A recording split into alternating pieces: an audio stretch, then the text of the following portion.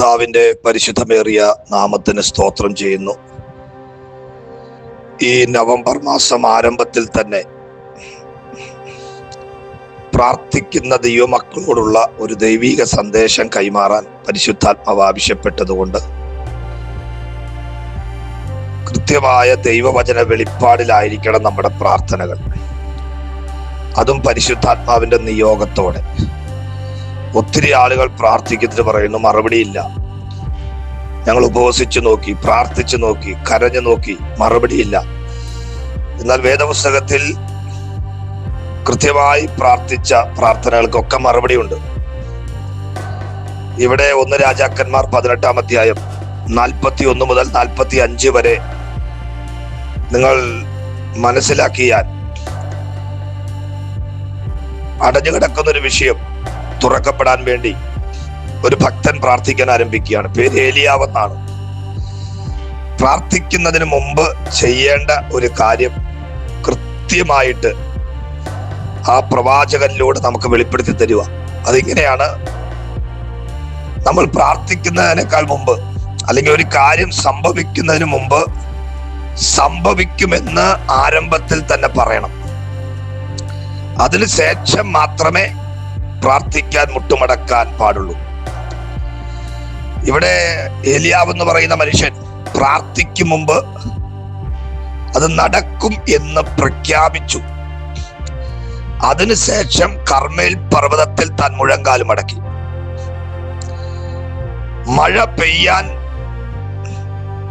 പ്രാർത്ഥിക്കുന്നതിനേക്കാൾ മുമ്പ്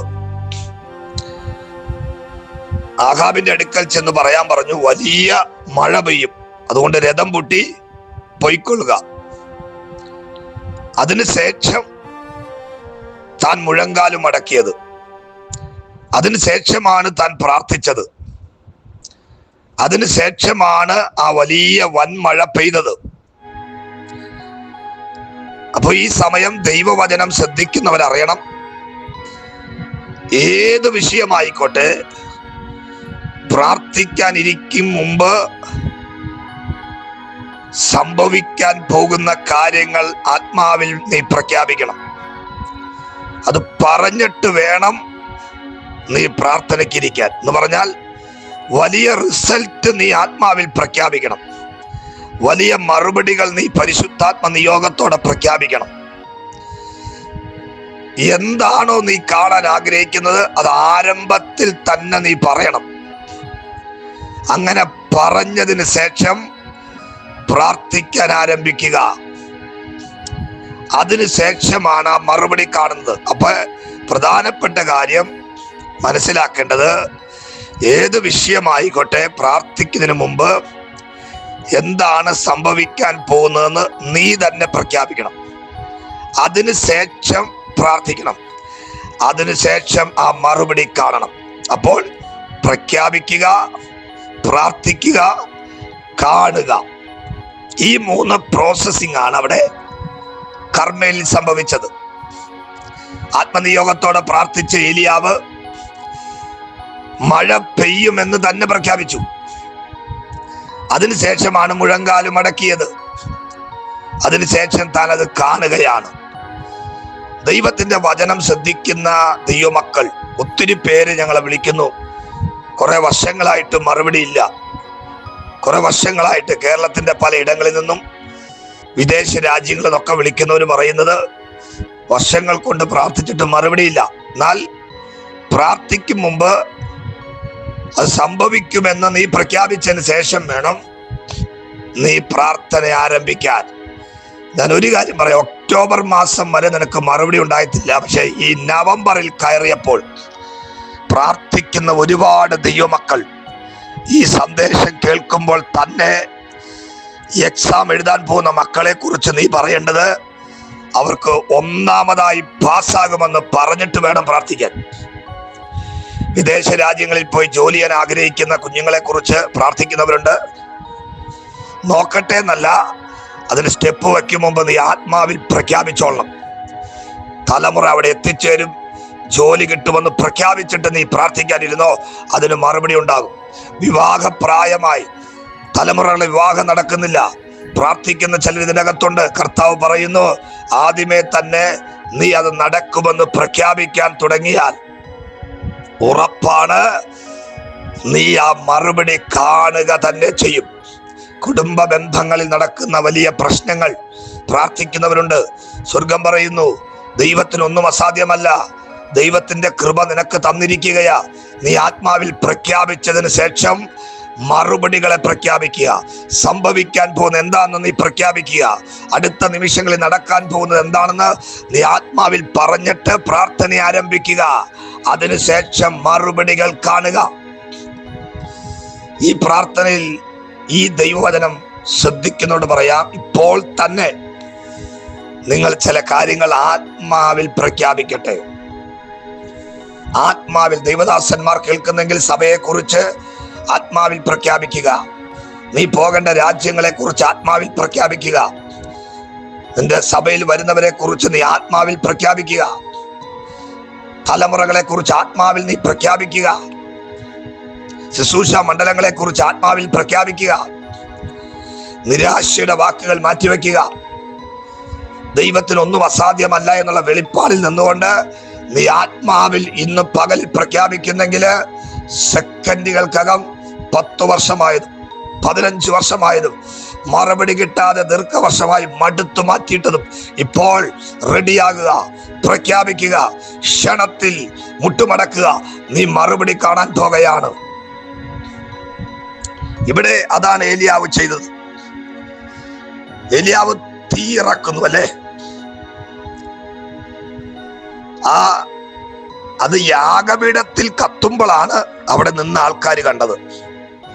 എന്നാൽ ഏലിയാവ് കണ്ടത് സ്വർഗത്തിൽ നിന്ന് തീ ഇറങ്ങുന്നത് തന്നെ ഏലിയാവ് കണ്ടതാ. അതുകൊണ്ടാണ് ഭക്തൻ ഇത്ര ഉറപ്പ്. എന്നാൽ യാഗപീഠത്തിൽ വന്നത് ജനം കണ്ടത്. ദാവീദും അത് തന്നെയാ പറഞ്ഞത്. ദാവീദ് 1 ശമൂവേൽ 17:46 ദാവീദ് ഗോലിയാത്തിനെ കൊല്ലുന്നതിന് മുമ്പേ പറഞ്ഞു,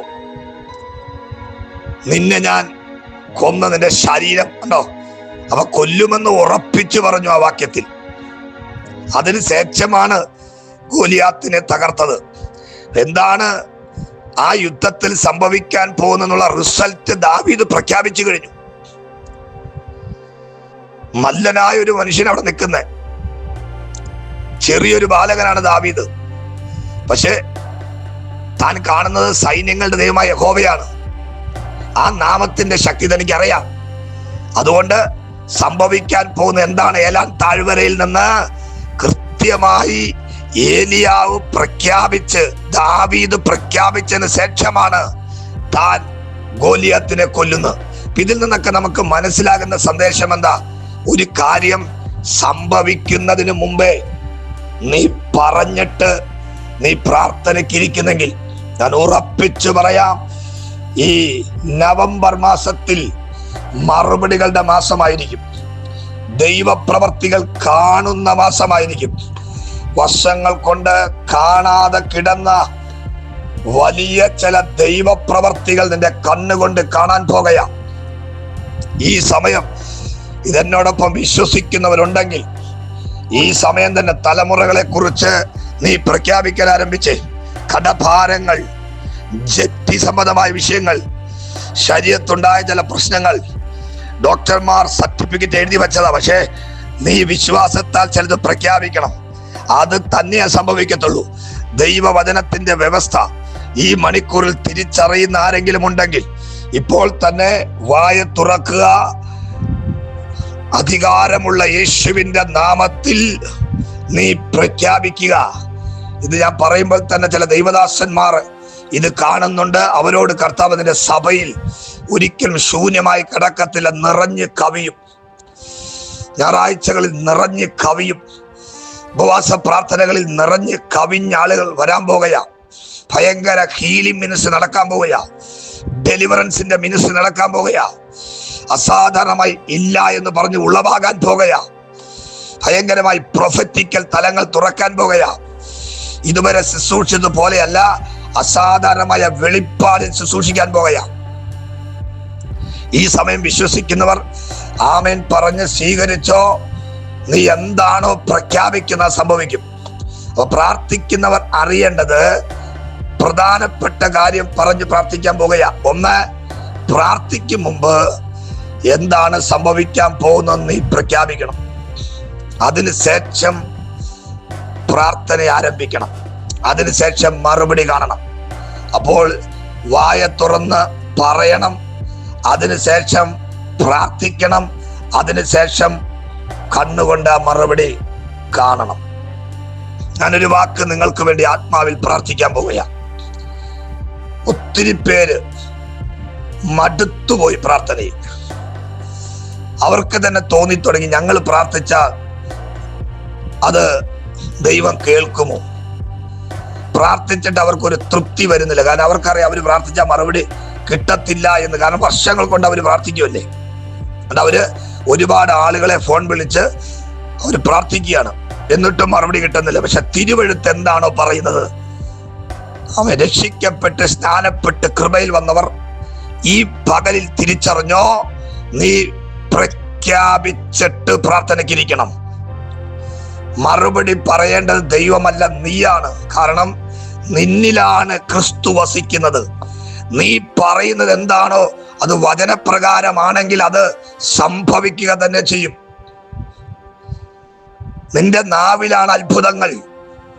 ചോദിക്കുന്നതിന് നനയ്ക്കുന്നതിന് അത്യന്തം പരമായി ചെയ്യുവാൻ നമ്മിൽ വ്യാപരിക്കുന്ന ദൈവശക്തിയാൽ, കണ്ടോ, നമ്മിൽ വ്യാപരിക്കുന്ന ശക്തിയാൽ ഓരോ രക്ഷിക്കപ്പെട്ടവരും സ്നാനപ്പെട്ടവരും പറയാ, നിങ്ങളിൽ വ്യാപരിക്കുന്ന ശക്തിയാൽ ചില അത്ഭുതങ്ങൾ നീ കാണാൻ പോകുകയാ, ചില ദൈവപ്രവർത്തികൾ നീ കാണാൻ പോകുകയാ.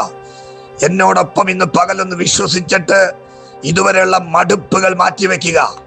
ഓ, റിസൾട്ടിന് സമയമായി, മറുപടികൾക്ക് സമയമായി. പ്രാർത്ഥനാ വലയങ്ങളെ പിശാച് പോരാടുന്നെങ്കിൽ, നിനക്ക് മടുപ്പ് വരുന്നെങ്കിൽ ഓർത്തോ, മറുപടിക്ക് സമയമായതുകൊണ്ടാ പൈശാചിക കൂട്ടം നിന്നെ മടുപ്പിക്കുന്നത്. ഈ സമയം തൊട്ട് വിശ്വസിച്ചോ, പ്രാർത്ഥനയ്ക്ക് മറുപടി നിന്റെ കണ്ണുകൊണ്ട് കാണാൻ പോകുകയാ. ഒരുമിച്ചൊന്ന് പ്രാർത്ഥിക്കാൻ പോകുകയാ. പരിശുദ്ധ പിതാവേ, ഈ നിമിഷം ഞങ്ങൾ ആത്മാവിൽ പ്രഖ്യാപിക്കുന്നു, ഈ മെസ്സേജ് കേൾക്കുന്നവർക്കെല്ലാം അസാധാരണമായ റിസൾട്ട് ഉണ്ടാകട്ടെ.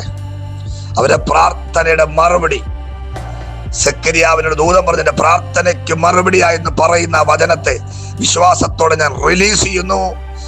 യേശുവിന്റെ നാമത്തിൽ ഈ സമയം ഞാൻ പ്രഖ്യാപിക്കുന്ന, ഈ കൂട്ടത്തിലുള്ളവരുടെ കടഭാരങ്ങൾ മാറട്ടെ, രോഗങ്ങൾ സൗഖ്യമാകട്ടെ, തലമുറകൾ തമ്മിലുള്ള പ്രശ്നങ്ങൾ മാറിപ്പോകട്ടെ, കുടുംബ ബന്ധങ്ങൾ യേശുവിൻ നാമത്തിൽ യോജിക്കട്ടെ, ജോലി സംബന്ധമായ വിടുതലുകൾ സംഭവിക്കട്ടെ, യേശുവിൻ നാമത്തിൽ ശുശ്രൂഷ മണ്ഡലങ്ങൾ തുറക്കപ്പെടട്ടെ.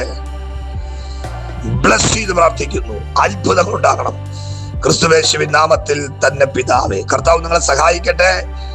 God bless you. ICGI apostolic ministry എന്ന ഈ ഒരു അനുഗ്രഹിക്കപ്പെട്ട കൂട്ടായ്മ ഒത്തിരി പേര് ശുശ്രൂഷകന്മാരായി വാർത്തെടുക്കുന്നു. വചന വെളിപ്പാടുകളും ആത്മീകാരാധനകളും പ്രൊഫറ്റിക്കൽ മെസ്സേജുകളും ഹീലിംഗും ഡെലിവറൻസ് ഒക്കെയായി ഒരു കൂട്ടത്തെ ദൈവം പണിതെടുക്കുന്നു. കുറുപ്പമ്പടി പട്ടണത്തിൽ നിങ്ങൾ കടന്നു വരിക. ഇതിനകത്ത് ഫോൺ നമ്പറുണ്ട്, ലൊക്കേഷനുകൾ ഇതിനകത്ത് കാണും. നിങ്ങൾ കടന്നു വരിക, നിങ്ങളുടേതായ വെളിപ്പാടുകളെ സ്വീകരിക്കുക. കർത്താവ് സഹായിക്കട്ടെ. God bless you. ഈ നവംബർ മാസം പ്രാർത്ഥനയുടെ റിസൾട്ടുകളുടെ ദിവസമായി മാറട്ടെ. God bless you.